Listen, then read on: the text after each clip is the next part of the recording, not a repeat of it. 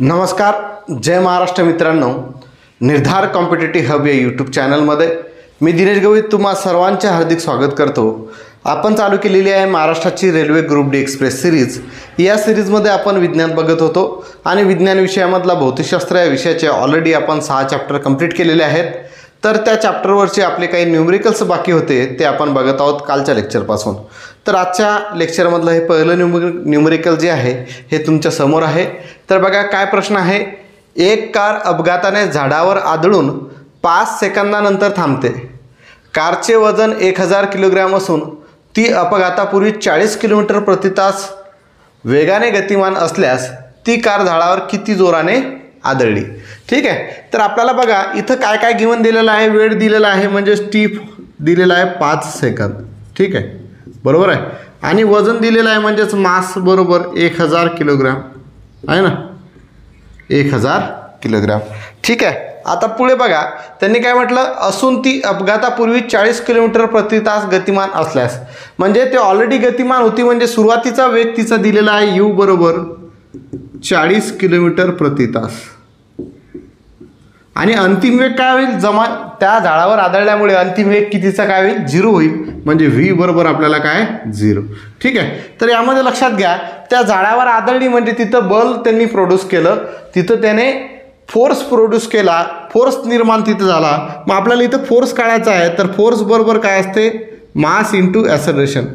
बल बरोबर काय असते, वस्तुमान गुणिला त्वरण. हे आपण कालपासून बघू राहिलो, वस्तुमान गुणिला त्वरण. आता वस्तूचं वस्तुमान आपल्याला मास ऑलरेडी दिलेलं आहे 1000 किलोग्रॅम, पण त्वरण दिलेलं आहे का, नाही दिलेलं. मग त्वरण दिलेलं नाही पण आपल्याला या किमती दिलेल्या आहेत. u म्हणजे सुरुवातीचा वेग 40 किलोमीटर प्रति तास, ती झाडावर आदळली म्हणजे तिथं वेग 0 झाला, म्हणजे शेवटचा वेग म्हणजेच अंतिम वेग बरोबर v बरोबर 0. आणि जो टायमिंग आहे तो 5 सेकंद दिलेला आहे. तर आपल्याला माहीत आहे ॲक्सेलरेशन बरोबर v वजा u छेदामध्ये t. अंतिम वेग वजा सुरुवातीचा वेग छेदामध्ये काळ. तर v किती झाला 0 वजा, आता बघा हे किलोमीटर प्रति तास आहे, याला आपल्याला करावं लागेल मीटर प्रति सेकंदमध्ये. तर 40 गुणिला 518 केलं तर आपण याला मीटर प्रति सेकंदमध्ये करू शकतो. जर करायचं म्हटलं तर 2×18 हे झाले 20, 20 5 100, 100 भागेला जर 9 केलं तर किती येतात, हे 9 1 9, 9 1 9, 11.11 येतील. बरोबर आहे, 11.11 हे चालूच राहील. म्हणजे 0 वजा 11.11 छेदामध्ये टीची किंमत किती आहे रे, 5. बरोबर आहे, टीची किंमत किती आहे, 5. आता बघा 0 वजा 11.11 म्हणजे काय झाले, वजा 11.11 छेदामध्ये 5. याचं जर उत्तर सॉल्व केलं, हा मायनस जसा तसा राहील. 5ने 11ला भागलं, 5 दुनी 10. ठीक आहे. 5ने परत 11ला भागलं, 5 दुनी 10. परत 5ने 11ला भागलं, 5 दुनी 10. म्हणजे उत्तर किती भेटते याचं, 2.2 मीटर प्रति सेकंदचा वर्ग. म्हणजेच आपलं जे ॲक्सेलरेशन आहे ते आपल्याला किती भेटलं, -2.22 मीटर प्रति सेकंदचा वर्ग. मग आपल्याला वस्तुमान माहीत आहे आणि त्वरण माहीत आहे. तर झाडावरती किती जोराने आदळली काढायची होती, म्हणजेच आपल्याला बळ काढायचं होतं. तर बल बरोबर वस्तुमान, वस्तुमान किती आहे आपलं 1000 गुणिला त्वरण किती भेटलं -2.22. बरोबर आहे.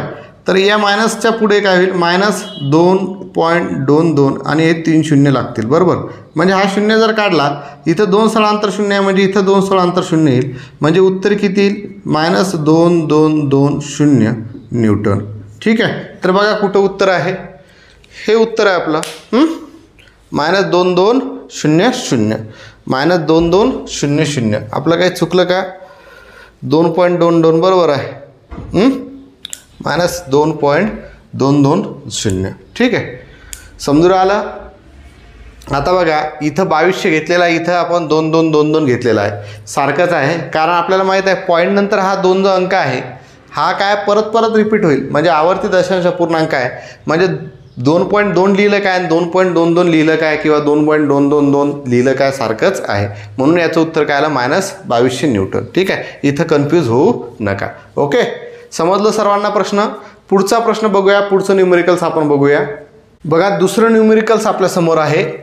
0.5 मीटर इतक्या गतीने टोलावलेल्या 70 ग्रॅम वजनाचा क्रिकेटचा चेंडू एक खेळाडू 0.5 सेकंदात अडवतो, म्हणजेच खेळाडूला चेंडू थांबवण्यासाठी किती बल प्रयुक्त करावे लागेल. आता गिवन किमती आहेत. काय म्हटलं त्यांनी, 0.5 मीटर सेकंद इतक्या गतीने टोलावलेल्या, म्हणजे ऑलरेडी तो टोलावलेला आहे, म्हणजे सुरुवातीची गती जी आहे ती किती आहे, 0.5 मीटर प्रति सेकंद. आता बघा इथं जर किलोमीटर प्रति तास असलं, जी गती आहे वेग हे जर किलोमीटर प्रति तासामध्ये दिलेली असली तर त्याला नेहमी काय करायचं बघा, त्याला मीटर प्रति सेकंदमध्ये करायचं, म्हणजे त्याला 518ने गुणायचं. ठीक आहे. आता बघा इथं वजन जे आहे हे किलोग्राममध्ये पाहिजे, कारण 70 ग्रॅम वजनाचा म्हणजेच वस्तुमान जे आहे हे किलोग्राममध्ये पाहिजे, पण इथं काय दिलेलं आहे, ग्रॅममध्ये दिलेलं आहे. तर या ग्रॅमचं रूपांतर आपल्याला कशामध्ये करावं लागेल, किलोग्राममध्ये करावं लागेल. म्हणजेच हे आपलं वस्तुमान म्हणजेच मास आपल्याला 70 ग्रॅम दिलेलं आहे. चेंडू एक खेळाडू 0.5 सेकंदात अडवतो, म्हणजेच टाईम दिलेला आहे आपल्याला 0.5 सेकंद. आता बघा हा सुरुवातीचा वेग दिलेला आहे, तर अंतिम वेग काय राहील, 0 राहील, कारण तो बॉल घेतो, तर अंतिम वेग काय राहील, 0. कॅच घेतल्यानंतर बॉलाची गती काय झाली, 0 झाली, बरोबर आहे. तर आपल्याला करायचं आहे त्यावर प्रयुक्त होणारे बल. तर परत मला माहीत आहे बल बरोबर काय असते, वस्तुमान गुणिले त्वरण. मग वस्तुमान आणि त्वरण, तर वस्तुमान म्हणजेच मास आपल्याला दिलेला आहे 70 ग्रॅम. आता मला 1 किलोग्रॅममध्ये पाहिजे, म्हणजे या 70ला मला 1000ने भागावं लागेल, कारण 1 किलोग्रॅम बरोबर किती, 1000 ग्रॅम. हा 0 या 0 सोबत कटला, हे 0.07 kg असं उत्तर भेटेल आपल्याला मासचं. त्याच्यानंतर टाईम दिलेला आहे ऑलरेडी 0.5 सेकंद, बरोबर. त्याच्यानंतर यू म्हणजेच सुरुवातीचा वेग दिलेला आहे 0.5 मीटर प्रति सेकंद, आणि अंतिम वेग म्हणजेच व्ही बरोबर काय, 0. आता बघा वस्तुमान तर आपल्याला भेटलं, मास बरोबर 0.07 किलोग्रॅम. मग आपल्याला त्वरण काढावं लागेल, कारण त्वरण यामध्ये डायरेक्ट दिलं नाही आहे. तर त्वरण मला माहीत आहे, ॲसेलरेशन बरोबर व्ही वजा यू छेदामध्ये टी, अंतिम वेग वजा सुरुवातीचा वेग छेदामध्ये टी. तर अंतिम वेग किती आहे, 0 वजा सुरुवातीचा वेग किती आहे, 0.5, आणि खाली टाईमसुद्धा किती आहे, 0.5, म्हणजे -0.5 छेदामध्ये 0.5. याचं उत्तर काय येईल, -1. काय येईल याचं उत्तर, -1. म्हणजेच ॲसेलरेशन किती भेटलं आपल्याला, -1 मीटर प्रति सेकंदचा वर्ग, कारण त्वरणाचं एकक काय असते, मीटर प्रति सेकंदचा वर्ग. किमती टाकूया. वस्तुमान बरोबर m × a, बरोबर. तर mची किंमत किती भेटली आपल्याला, 0.07 kg, आणि आपल्याला ॲसेलरेशनची किंमत भेटली -1. तर याचं उत्तर काय येईल, -0.07 न्यूटन. -0.07, कारण 1ने याला जर गुणलं उत्तर तेच येईल. मायनस चिन्ह आणि इथं प्लस आहे, म्हणजे मायनस गुणेला प्लस काय होते, मायनस होते, म्हणजे उत्तर आलं -0.07 न्यूटन. तर बघा कुठं ऑप्शनमध्ये, तर याचं उत्तर येते तिसरं, -0.07 न्यूटन. ठीक आहे. तर अशा तऱ्हेने आपण हे एक्झाम्पल सॉल्व करू शकत आहोत. जसे जसे तुम्ही एक्झाम्पल सॉल्व करसाल तसं तसं तुमचे जे कन्सेप्ट आहेत ते क्लिअर होतील, आणि तुमचे जे फॉर्म्युले आहेत फिजिक्सचे ते सुद्धा तुमचे क्लिअर होत जातील. ठीक आहे. तर आपण बऱ्यापैकी एक्झाम्पल आतापर्यंत बघितलेले आहेत. आता आपण 5व्या आणि 6व्या चॅप्टरमधले काही न्यूमेरिकल्स बघूया. ठीक आहे. बघा नेक्स्ट एक्झाम्पल आपल्यासमोर आहे. 5060 किलोग्रॅम वस्तुमानाच्या बर्फाच्या घनाकृती तुकड्याचे आकारमान 5.5 मीटर क्यूब एवढे आहे, तर बर्फाची घनता काढा. आता आपल्याला हे किलोग्रॅम वस्तुमान दिलेलं आहे. मग आपल्याला गिवन काय आहे, वस्तुमान म्हणजेच मास बरोबर 5060 किलोग्रॅम, बरोबर. त्यानंतर आकारमान आपल्याला दिलेलं आहे. आकारमान म्हणजेच व्हॉल्यूम बरोबर, याला व्हॉल्यूम म्हणतात,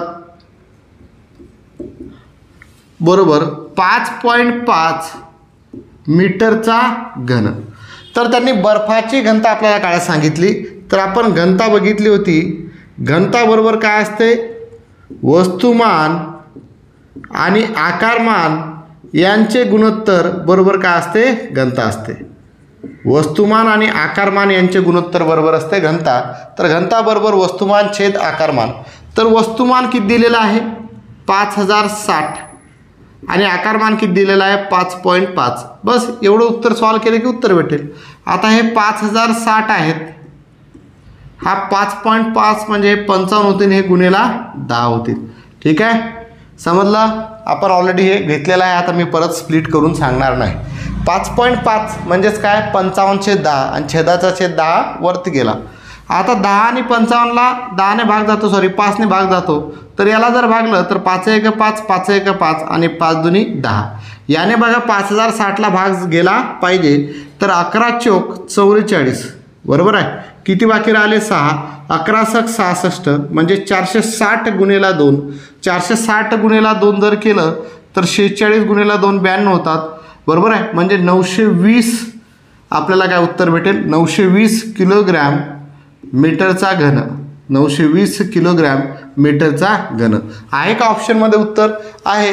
तर कुठलं उत्तर आहे, दुसऱ्या नंबरचं. म्हणजे आपल्याला उत्तर भेटलं 920 किलोग्रॅम मीटरचा घन. म्हणजे ॲक्च्युअलमध्ये एवढं सोपं उदाहरण होतं. फक्त आपल्याला माहीत पाहिजे होतं घनता बरोबर वस्तुमान आणि आकारमान यांचे गुणोत्तर.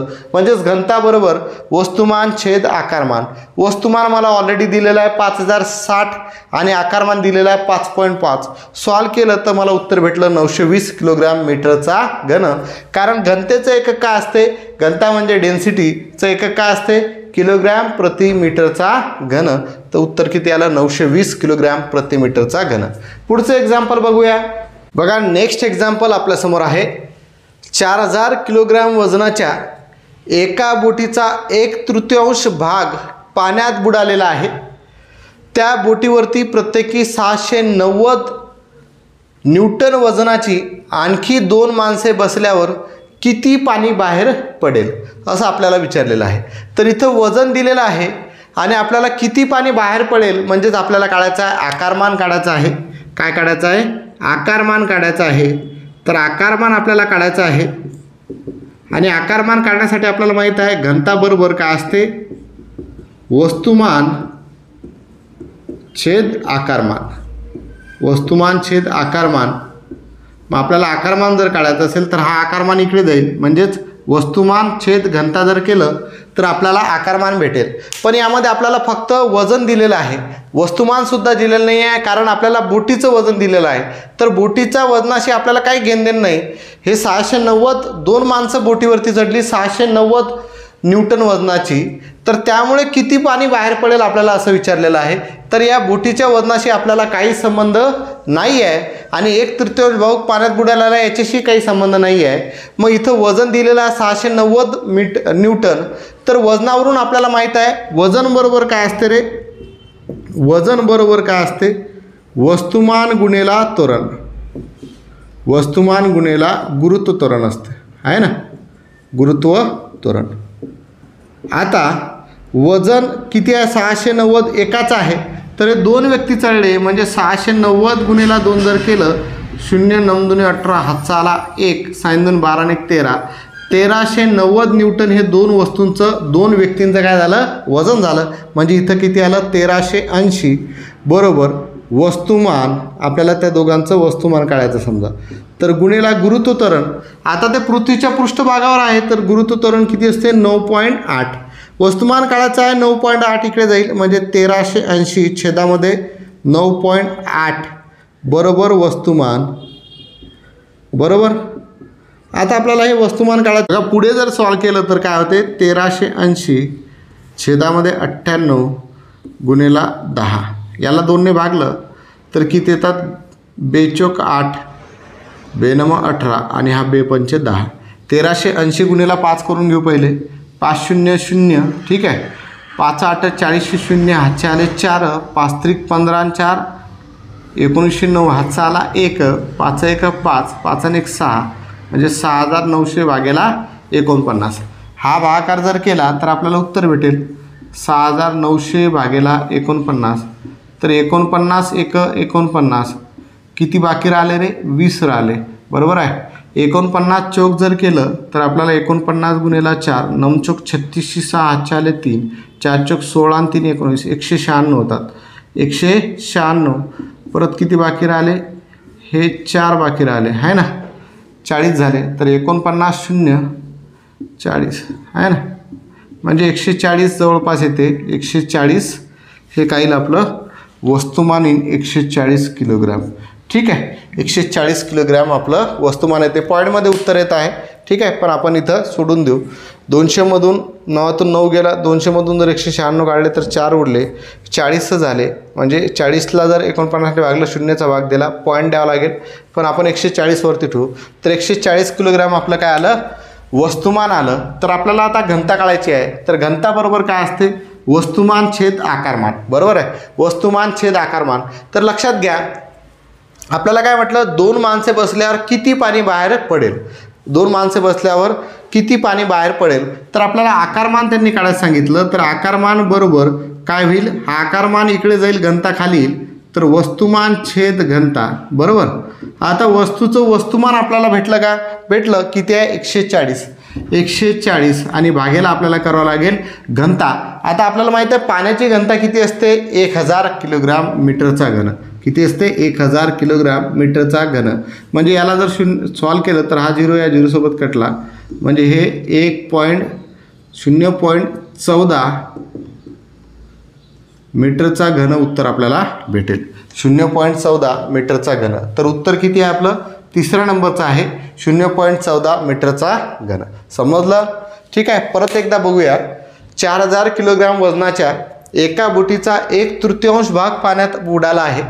त्या बोटीवरती प्रत्येकी 690 न्यूटन वजनाची आणखी 2 माणसे बसल्यावर किती पाणी बाहेर पडेल. म्हणजे आपल्याला आकारमान काढायचं होतं. मग आपण आकारमान काढण्यासाठी आपला जो स्पेसिफिक सूत्र नाही आहे, पण आपण घनता बरोबर म्हणतो वस्तुमान छेद आकारमान. म्हणून आकारमान बरोबर काय येईल, वस्तुमान छेद घनता. तर आपल्याला बघा, वजन बरोबर माहीत आहे वस्तुमान गुणिले गुरुत्व त्वरण.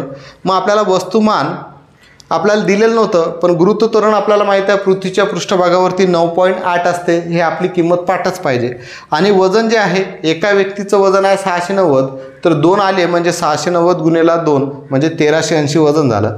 यावरून आपण वस्तुमान काढून घेतलं तर वस्तुमान आलं 140 किलोग्रॅम. बरोबर.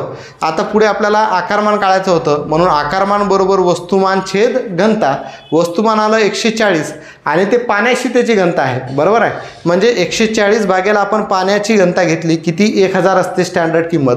तर 0 कटला म्हणजे उत्तर आलं 0.14 मीटरचा घन. हे आपलं तिसरं उत्तर आपल्याला भेटलेलं आहे. पुढचा प्रश्न बघूया. बघा, पुढचा प्रश्न काय आहे, जर एखाद्या द्रवाचे विशिष्ट गुरुत्व 0.80 असेल आणि त्याचे दिलेले वस्तुमान 40 किलोग्रॅम असेल, तर त्या द्रवाचे आकारमान काढा. तर आपल्याला माहीत आहे घनता बरोबर असते वस्तुमान छेद आकारमान. आणि आपल्याला आकारमान इकडे घेतला की घनता खाली घ्यावं लागेल. म्हणजेच आकारमान बरोबर आपण वस्तुमान छेद घनता करू शकतो. मग यामध्ये आपल्याला विशिष्ट गुरुत्व दिलेलं आहे, स्पेसिफिक ग्रॅव्हिटी दिलेली आहे 0.80 आणि त्याचे दिलेले वस्तुमान आहे 40 किलोग्रॅम. मग आता आपल्याला घनता दिलेली आहे का, नाही दिलेली. मग आपल्याला आधी घनता काढून घ्यावं लागेल. मग आपल्याला विशिष्ट गुरुत्वाचं सूत्र माहीत आहे. विशिष्ट गुरुत्व बरोबर काय असते, द्रवाची घनता भागेला पाण्याची घनता.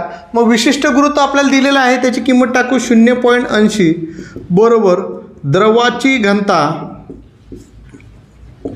आणि पाण्याची घनता स्पेसिफिक असते. आपल्याला माहीत आहे पाण्याची घनता किती असते, 1000 किलोग्रॅम मीटरचा घन. आता तिरपा गुणाकार केला की आपल्याला द्रवाची घनता भेटेल, कारण हा 1000 इकडे जाईल. म्हणजे 0.80 गुणिले 1000 जर केलं तर आपल्याला द्रवाची घनता भेटेल. द्रवाची घनता भेटेल. मग याला जर सॉल्व केलं तर हा 80 वरती 3 शून्य जातील, 1 2 3. इथं दशांशचिन्ह 2 स्थळांतर आहे म्हणून इथं 2 स्थळांतर. म्हणजे याचं उत्तर किती येईल, 800. द्रवाची घनता 800 किलोग्रॅम मीटरचा घन. 800 किलोग्रॅम मीटरचा घन ही भेटली आपल्याला द्रवाची घनता. ठीक आहे. आता द्रवाची घनता भेटली म्हणजेच आपल्याला ही घनता भेटली 800. वस्तुमान आपल्याला दिलेलं आहे 40 किलोग्राम. आकारमान आपल्याला काढता येईल, म्हणून यावरून आपण सूत्र तयार करू शकतो. आकारमान बरोबर, हा आकारमान इकडे गेला, घनता खाली जाईल. तर वस्तुमान छेदामध्ये घनता. बरोबर. आता वस्तुमान किती आहे, वस्तुमान किती आहे 40 आणि घनता किती आहे 800 आहे ना. वस्तुमान किती 40 आणि घनता किती आहे 800. करता येईल सॉल्व. बघा, हा 0 या 0 सोबत कटला. बरोबर आहे. 4 1 4, 4 2 8, 1/20 उत्तर आलं, 1/20. बरोबर. आता 1/20 आहे, तर 1ला जर 20ने भागला तर 0चा भाग गेला, 1 बाकी राहिला, 10 झाले, परत शून्याचा भाग गेला, आता हे 100 झाले, 20×5 100 म्हणजे 0.05 0.05 मीटर क्यूब एवढं त्याचं आकारमान असेल. बघा कुठलं ऑप्शन आहे, तर दुसरं ऑप्शन आपलं परफेक्ट येऊ राहिलं. तर त्या वस्तूचे त्या द्रवाचे आकारमान किती आहे, 0.05 मीटर क्यूब असेल. ठीक आहे. पुढचा प्रश्न बघणार आहोत. बघा पुढचा प्रश्न आपल्यासमोर आहे. जर एखादी वस्तू पाण्यावर ठेवली असेल आणि पाण्याने त्या वस्तूवर 40 न्यूटन प्लावक बल लादले असेल तर 2 किलोग्रॅम वस्तुमान असलेली ही वस्तू रिकाम जागा, पहिला ऑप्शन आहे पाण्यात बुडेल, दुसरा ऑप्शन आहे पाण्यावर तरंगेल, तिसरा ऑप्शन आहे अर्धी बुडेल व अर्धी तरंगेल आणि चौथा ऑप्शन आहे तळाला जाईल. तर मी तुम्हाला प्लावक बल सांगितलं होतं. प्लावक बल जर वस्तूच्या वजनापेक्षा जास्त असेल तर ती वस्तू पाण्यावर तरंगते. दुसरा पॉईंट सांगितला होता प्लावक बल जर वस्तूच्या वजनापेक्षा कमी असेल तर ती वस्तू पाण्यात बुडते आणि प्लावक बल आणि वस्तूचे वजन जर सारखे असेल तर ती अर्धी बुडते आणि अर्धी वर राहते.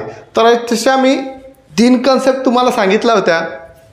तर प्लावक बल तुम्हाला दिलेलं आहे, प्लावक बल दिलेलं आहे 40 न्यूटन. किती दिलेलं आहे, 40 न्यूटन. त्यांनी काय म्हटलं तर 2 किलोग्रॅम वस्तुमान असलेली वस्तू. तर वस्तूचं आपल्याला वस्तुमान दिलेलं आहे, आपल्याला काय कळावं लागेल, वजन. कारण आपलं प्लावक बल कशाशी रिलेट करते, वजनाशी. तर वजन म्हणजेच बल असते.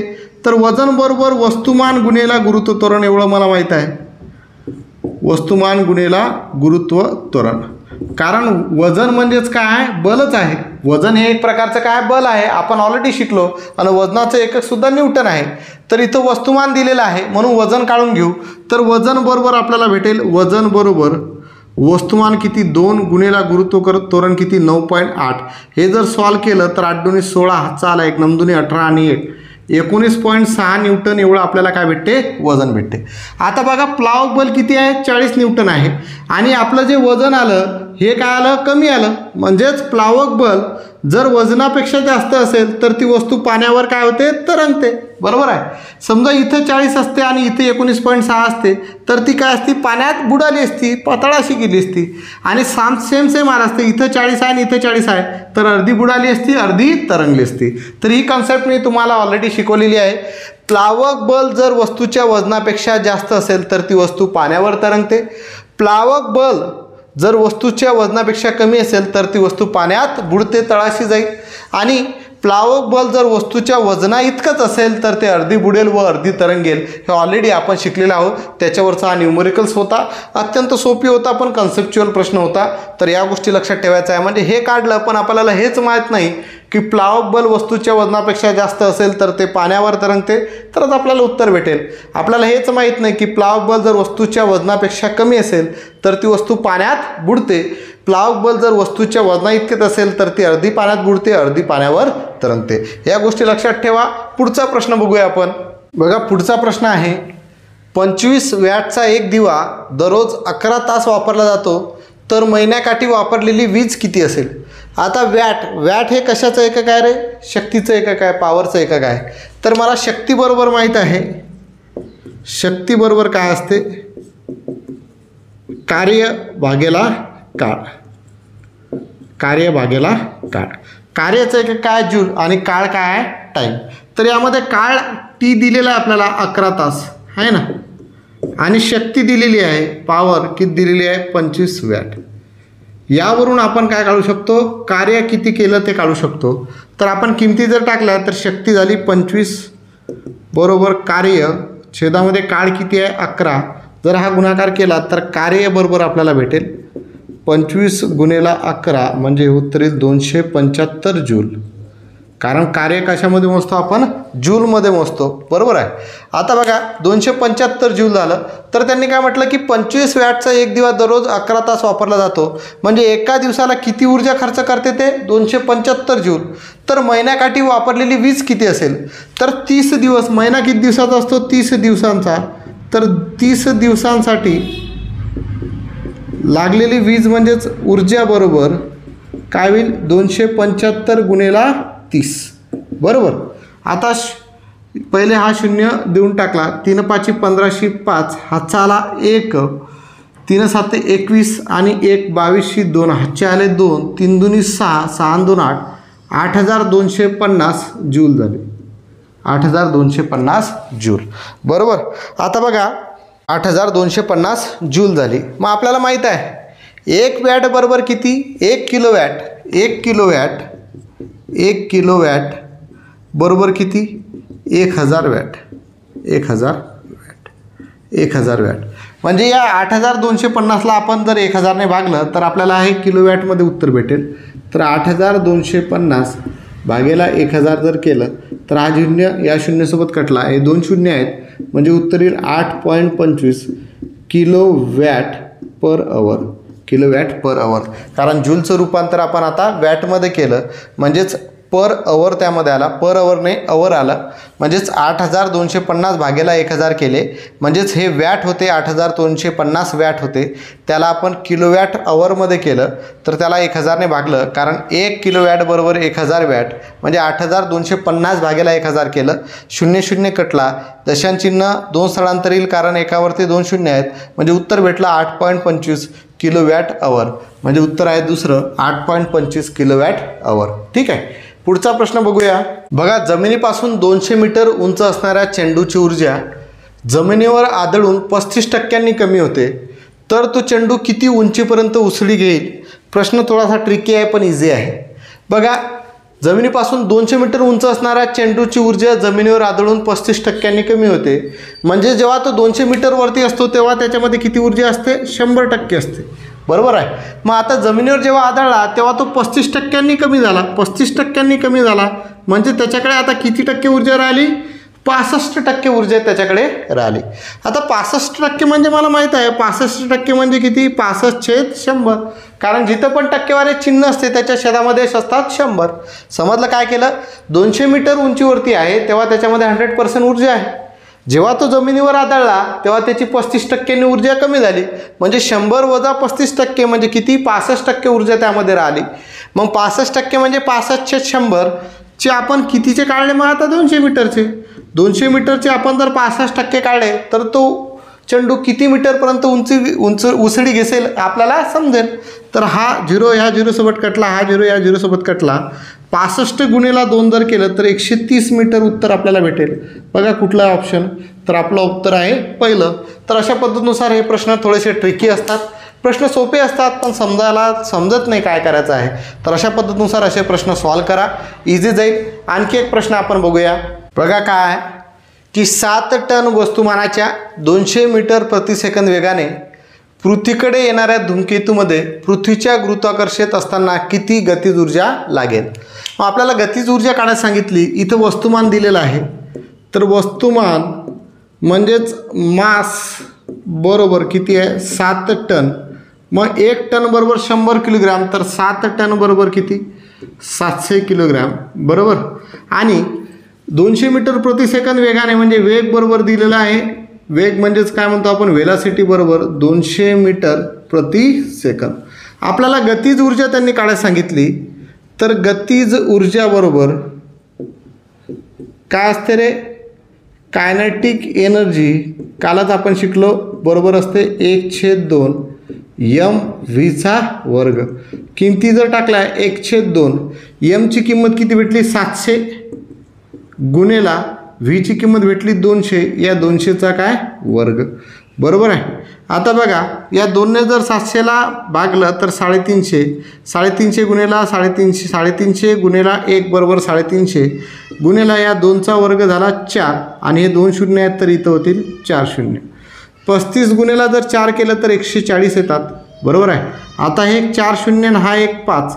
1 2 3 4 5 म्हणजे 14च्या वरती किती शून्य आले? 1 2 3 4 5 6 म्हणजे याचं उत्तर देऊ शकतो आपण 14 गुणेला 10⁻6.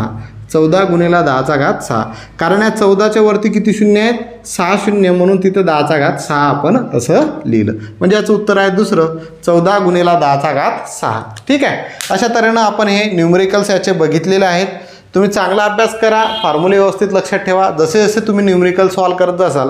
आता तुम्ही 6व्या चॅप्टरचे जे आपले 6 चॅप्टर झाले त्याचे न्यूमरिकल्स आपल्या रेल्वे ग्रुप डी असेल, NTPC असेल, RPF SI असेल, ALP टेक्निशियन असेल, त्या पेपरमध्ये तुम्ही बघा या 6 चॅप्टरचे जे न्यूमरिकल्स तुम्हाला दिसतील ते सॉल्व करण्याचा प्रयत्न करा. जे तुम्हाला येत नाही ते आपल्या व्हॉट्सअप ग्रुपला किंवा टेलिग्राम चॅनलला टाका, त्याचं सोल्युशन मी तुम्हाला देईल. जास्तीत जास्त प्रॅक्टिस करा. म्हणजे फिजिक्समध्ये बघा 25 मार्काला आपलं सायन्स आहे, म्हणजे जेवढं गणित आपलं 25 मार्काला आहे तेवढंच आपलं सायन्स 25 मार्काला आहे. जर सायन्स आपण 25 मार्काचं परफेक्ट जर केलं तर फिजिक्स आपलं आता अर्ध बाकी आहे समजा, तर फिजिक्समध्ये आपल्याला 6 ते 7 प्रश्न तुम्हाला विचारले जातील. 6 ते 7 प्रश्नामधले जर आपले 6 ते 7 प्रश्न जर बरोबर आले न्यूमेरिकल्स केल्यामुळे, तर तुम्हाला काय अडचण येणार आहे का? नाही येणार. त्यामुळे व्यवस्थित अभ्यास करा. आता फक्त अर्ध फिजिक्स आपलं बाकी आहे, ते आपण याच महिन्यामध्ये क्लिअर करू, काय अडचण राहणार नाही. मग पुढे आपलं फक्त केमिस्ट्री आणि बायोलॉजी बाकी राहील. तर आजच्या लेक्चरमध्ये इथंच थांबूया. ज्या विद्यार्थ्यांनी बॅच जॉईन केलेली नाही आहे त्यांनी आपला जे आपलं यूट्यूब चॅनल आहे, यूट्यूब चॅनलच्या नावाच्या शेजारी तुम्हाला जॉईन नावाचा ऑप्शन भेटेल, तिथं जाऊन तुम्ही बॅच जॉईन करून घ्यायची आहे.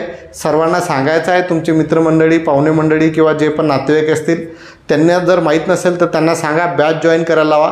कारण जसा जसा वेळ जाईल तसं तुम्हाला त्याला स्पीड जी आहे स्पीड तुमची कमी होऊन जाईल. स्पीड कमी होऊन जाईल म्हणजे काय, जर एखादा विद्यार्थी पुढच्या महिन्यामध्ये त्याने जॉईन केलं तर त्याचा जो सिलेबस झालेला आहे तो कवर करायला त्याला खूप वेळ लागेल, म्हणून त्याचा जो अभ्यास आहे प्रॉपर क्लिअर होणार नाही. म्हणून सर्वांना सांगा बॅच जॉईन करायला लावा. तर आजच्या लेक्चरमध्ये इथंच थांबूया. धन्यवाद. जय महाराष्ट्र.